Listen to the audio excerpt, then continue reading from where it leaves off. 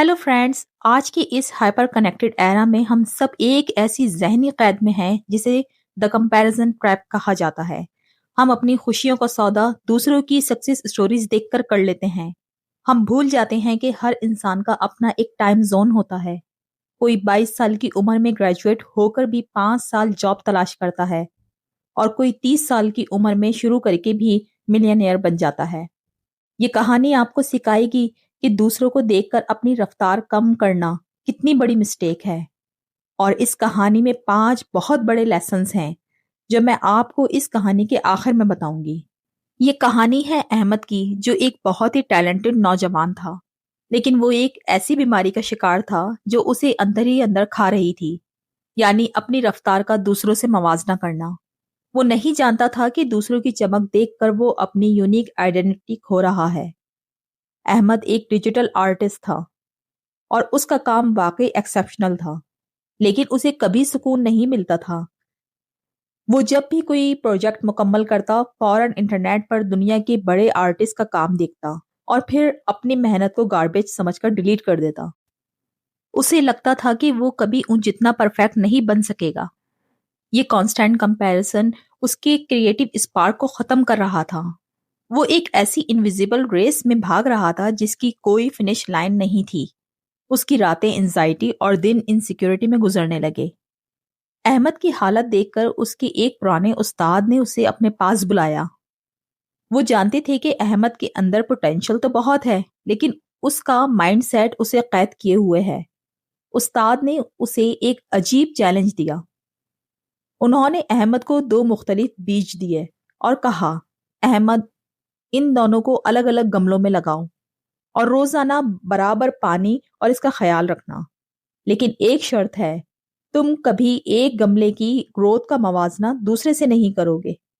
अहमद ने उसे एक आम सा काम समझा, मगर ये उसकी जिंदगी का सबसे बड़ा लेसन साबित होने वाला था।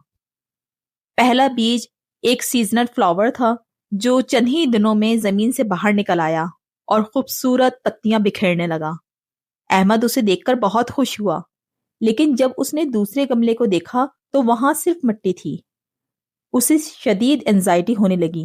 वो हर रात यही सोचता था कि शायद मैंने दूसरे बीज को मार दिया है, या शायद मुझ में कोई कमी है। वो इस खामोश गमले को देखकर डिप्रेस्ड होने लगा, क्योंकि वो उसे पहले वाले पौधे के स्टैंडर्ड पर तोल रहा था। उसे लग रहा था कि वक्त हाथ से निकल रहा है। महीने गुजर गए, फूल वाला पौधा अपनी जिंदगी जीकर मुरझा भी गया, लेकिन दूसरे गमले में अभी भी कुछ नहीं था। अहमद ने हिम्मत हार दी और अपने उस्ताद से कहा, सर, मैं फेलियर हूं। मैंने उस दूसरे बीज को जाया कर दिया है। उस्ताद ने उसे मुस्कुराकर देखा और कहा, अहमद, जरा मिट्टी हटाकर तो देखो, जमीन के नीचे क्या हो रहा है। जब अहमद ने मिट्टी हटाई तो वो दंग रह गया। जमीन के नीचे बीज एक बहुत ही कॉम्प्लेक्स और स्ट्रॉन्ग रूट सिस्टम बन चुका था। वो बहुत गहराई तक जा चुका था। वो बीज मरा नहीं था, वो खुद को तैयार कर रहा था।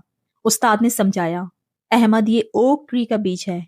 ये फूलों की तरह चंद दिनों की शो ऑफ सक्सेस नहीं चाहता था। ये अपनी बुनियादें इतनी स्ट्रॉन्ग कर रहा था कि जब ये बाहर निकलेगा तो सैकड़ों साल तक तूफानों का मुकाबला करेगा। कुछ ही अरसे बाद वो छोटा सा पौधा जमीन से निकला और देखते ही देखते एक मैजेस्टिक ट्री बन गया। अहमद को इस सच्चाई ने झंझोड़ कर रख दिया।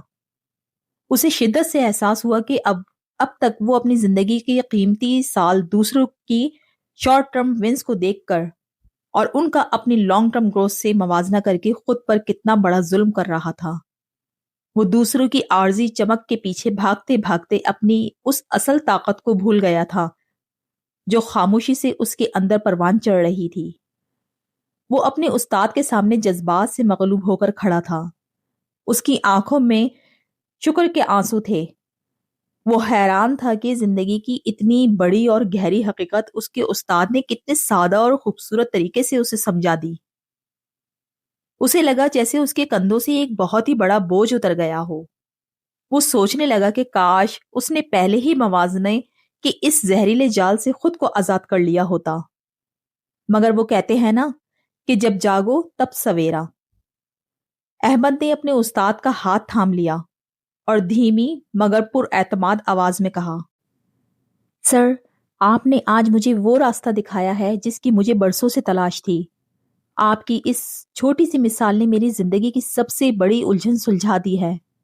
آج مجھے سمجھ آ گیا ہے کہ حقیقت موازنے میں نہیں بلکہ اپنے آپ کو پہچاننے میں ہے۔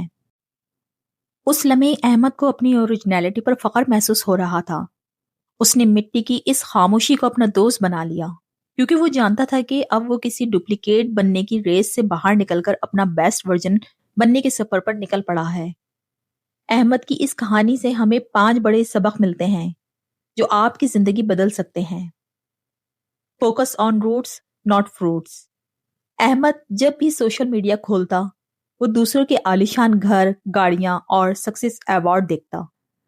وہ دیکھتا کہ لوگ کتنی تیزی سے پھل حاصل کر رہے ہیں، اور پھر وہ اپنے خالی ہاتھوں کو دیکھ کر اداس ہو جاتا کہ اسے وہ سب کیوں نہیں مل رہا۔ لیکن اس میں سبق یہ ہے کہ کامیابی کی چمک دمک دیکھنے کے بجائے ہمیں اس محنت اور اسکلز پر غور کرنا چاہیے جو نظر نہیں آتی، کیونکہ اگر آپ صرف پھل کی خواہش کریں گے اور اپنی جڑوں یعنی کردار اور مہارت کو مضبوط نہیں کریں گے تو پہلے ہی مشکل آپ کو گرا دے گی۔ احمد نے سیکھا strong roots leads to big fruits, یعنی جتنی گہری آپ کی جڑیں ہوں گی، آپ کی کامیابی کا درخت اتنا ہی بڑا اور پائیدار ہوگا۔ Every seed has its own season.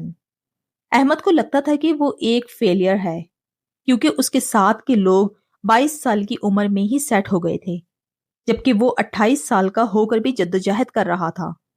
اسے لگتا تھا کہ اس کی زندگی کی گھڑی رک گئی ہے اور وہ سب سے پیچھے رہ گیا ہے۔ لیکن اس میں سبق یہ ہے کہ قدرت کا اپنا ایک ٹائم لائن ہوتا ہے۔ سورج اپنے ہی وقت پر چمکتا ہے اور چاند اپنے وقت پر، کیونکہ موازنہ کرنا ایسے ہی ہے جیسے آپ ایک مچھلی کو درخت پر چڑھنے کی صلاحیت سے پرکھیں۔ احمد کو احساس ہوا کہ اس کا سفر دوسروں سے الگ ہے، اس کا سیزن ابھی آنا باقی ہے۔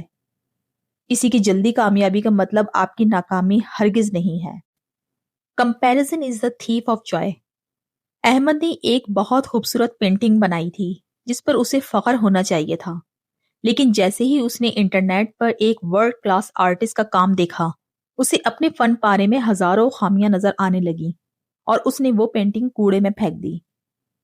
اس میں سبق یہ ہے کہ جب آپ اپنی نعمتوں کو دوسروں کے معیار پر تولتے ہیں تو آپ اپنی ہی خوشی کو خود ہی قتل کر دیتے ہیں، کیونکہ ہر انسان کی اسٹارٹنگ لائن مختلف ہوتی ہے۔